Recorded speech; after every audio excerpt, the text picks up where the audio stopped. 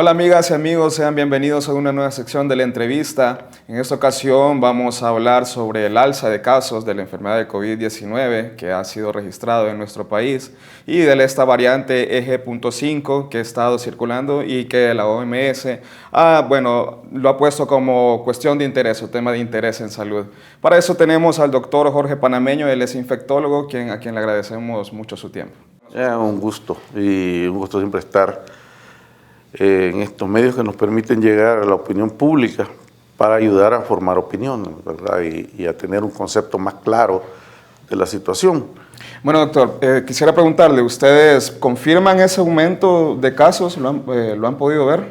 Nosotros tenemos la certeza clínica, vamos a decir, por lo que hemos visto, y de hecho a lo largo de la pandemia fue la manera en que nosotros fuimos advirtiendo a la población cuando estaba circulando una variante de preocupación como la Delta, por ejemplo, que fue de las más mortíferas que circuló. Semanas antes de que se admitiera, ya nosotros habíamos advertido que por lo que veíamos en los pacientes y las manifestaciones que veíamos y el patrón de comportamiento de la enfermedad en la comunidad, era indudable que teníamos la presencia de dicha subvariante, ¿verdad?, del virus SARS-CoV-2. En este caso, hemos visto, esto fue bien notorio, a mediados de junio era claro que todas las enfermedades respiratorias infecciosas, particularmente virales, estaban en aumento. Algo que no es del todo inesperado debido a que esto va a producirse desde que existe este territorio que llamamos El Salvador, ¿verdad? Se exacerba la temporada de lluvias, pues, la época, se exacerban todo este tipo de enfermedades, incluidas las enfermedades gastrointestinales. Entonces ya veníamos notando que esto iba a producirse. Digamos que para el mes de mayo, junio, predominaba la influenza.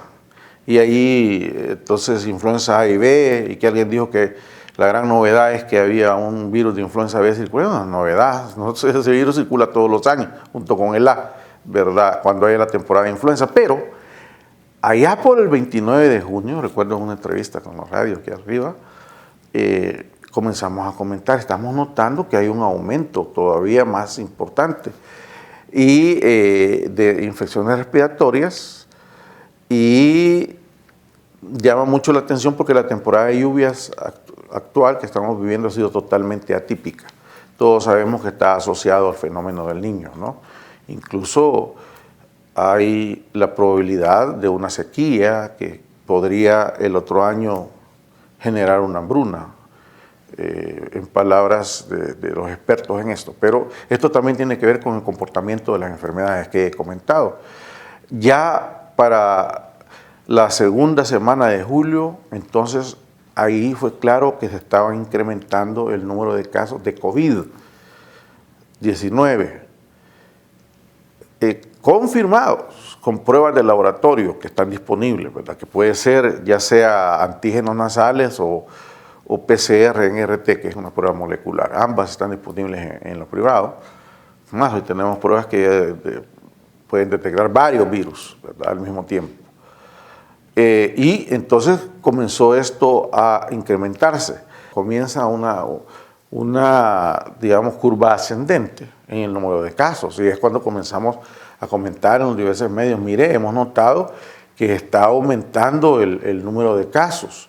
Y así hay semanas en que yo llego a ver 20 pacientes durante la semana de COVID, después de ver 1 o 2, ¿verdad? De repente salta a 20. Y nosotros en lo privado tenemos casi todos los pacientes se confirman, ¿verdad?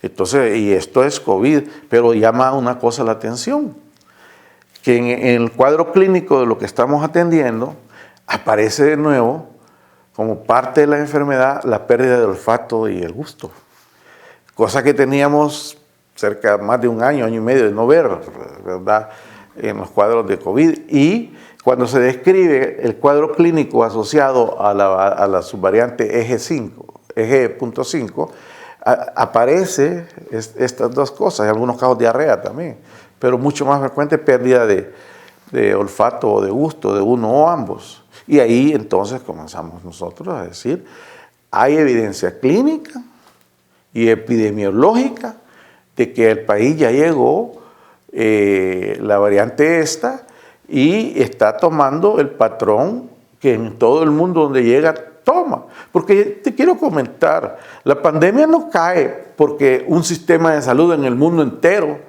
cualquiera, nombra los mejores sistemas de salud en el mundo entero, tomó medidas y con eso bajó. Nadie lo logró. Y es obvio que ha habido un incremento de casos y lo que no tenemos, y es la pregunta que usted me hacía, infortunadamente para yo decirle con plena certeza, eje 5 está aquí, hay que practicar el examen que así lo pruebe. Se sabe por informaciones del Estado que aquí hay una máquina para eso. Bueno, ¿para qué se usa? No sé, pero desde que se anunció su compra hasta el día de hoy no hemos sabido resultados de estudio, porque vuelvo una vez más, la recomendación de la Organización Mundial de la Salud es vigilar constantemente cuáles son las variantes que están circulando, ¿verdad? Y eso debe ser parte fundamental del manejo de este problema. Doctor, quisiera preguntarle, en estos tiempos en donde se registran este tipo de aumentos, ¿verdad? Es importante tener el material para poder justamente, científicamente comprobar qué es lo que es, ¿verdad? Que es COVID-19. Hay informaciones que dicen que en el seguro se está restringiendo las pruebas. No sé qué información tendrá usted, si están disponibles o la única opción que tiene la población es la parte privada. Fíjese usted que a mí me da pena, en cada entrevista lo digo y lo repito, pero parece que no hay plena conciencia de lo que significa la reserva de información. Es decir, en este país no es posible preguntar nada, ni sobre vacunas, ni sobre el estado de la pandemia, nada, porque está bajo reserva por 7 años. La última vez que yo pregunté, hace mucho tiempo, por cierto, cuál es la razón de esa, era porque conocer esa información era dañino para la salud de la población. Así dijeron. Entonces, accesar a esa información oficialmente es difícil, dependemos de lo que se dé a conocer, ¿verdad? Y entonces, lo que yo he sabido es lo que usted ha sabido por los medios, porque desde hace algún tiempo ya hay, pero algún tiempo, una semana, lo máximo, que hay pruebas de medición de antígenos nasales que son en evidencia y que pueden hacer diagnóstico, pero que están restringidas. Cuando es algo que debería estar disponible en todos los centros de salud donde llegan los pacientes sintomáticos. Y me refiero desde el primer nivel, unidades de salud, hasta las emergencias de los hospitales de tercer nivel, debería estar disponible sin ninguna restricción más que el protocolo establecido. Doctor, si nos podría explicar o describir un poco cuál es la particularidad de esta nueva variante, a quiénes afecta más y, bueno, cuáles son sus características. Sí, mire, la característica es importante, es que en primer lugar tiene una mayor capacidad de contagio, es más infecciosa, más de 30 veces. Cuando esto sucede, todos nos preguntamos, y entonces, ¿cuáles son las implicaciones para la salud? Es decir, ¿cuál es el riesgo de que esta enfermedad me lleve al hospital o me mate? ¿Verdad? No, hasta el día de hoy no se ha producido no hay ningún reporte en el mundo donde está vigilando que esta variante cause cuadros más graves, más severos, recordando lo que ya vivimos en épocas pasadas de la pandemia, las primeras 3 o 4 olas, pero está aumentando el número de casos. Y al aumentar el número de casos en el volumen, alcanza más a las personas que tienen factores de riesgo. Quien siempre se dijo desde que se declaró que la pandemia había pasado es que las personas embarazadas, mayores de 65 años, con enfermedades crónicas y todos los factores de riesgo, obesos, asmáticos, que aprendimos durante la pandemia, siguen siendo de alto riesgo. Entonces, al aumentar el número de casos, aumenta también el número de hospitalizados y el número de muertos. Y se ha observado que esto acompaña allá donde se ha descrito, Inglaterra, Estados Unidos, Asia, pero sin llegar a un nivel fatídico como los que estamos viviendo. Entonces puedo decirle, no solo en base a eso, sino en base a lo que yo he visto y he tratado, la mayoría, yo no, hasta el día de hoy, de los pacientes que he visto durante todo este tiempo, no he tenido que hospitalizar a nadie, aunque he tenido pacientes que han sido posible tratarlos en casa, pero han estado con enfermedades delicadas, ¿verdad? Doctor, para ir finalizando y así muy brevemente, quisiera preguntarle, ¿las vacunas que ya tenemos sirven para contrarrestar estas nuevas variantes? Y también para finalizar, ¿cuáles serían las recomendaciones que le daría a la población para pues, mitigar el riesgo? Está más que claro que las vacunas que utilizamos de primera generación, todas ellas, una de segunda generación, que era la bivalente, ya no son efectivas, y si lo son es parcialmente, y conforme vayan apareciendo estas variantes son inefectivas las defensas que generaron. Ya están en producción y se va a licenciar entre septiembre y octubre las nuevas vacunas que son monovalentes. Tuvimos al principio todas las vacunas monovalentes, las de primera generación, no tengo el tiempo para discutir que Pfizer, que Moderna, que aquí, que allá, que la China, que la rusa y una marciana, no sé si hubo, pero tanto variante de vacunas que hubo, ¿verdad? Todas estaban basadas en la cepa original de Wuhan.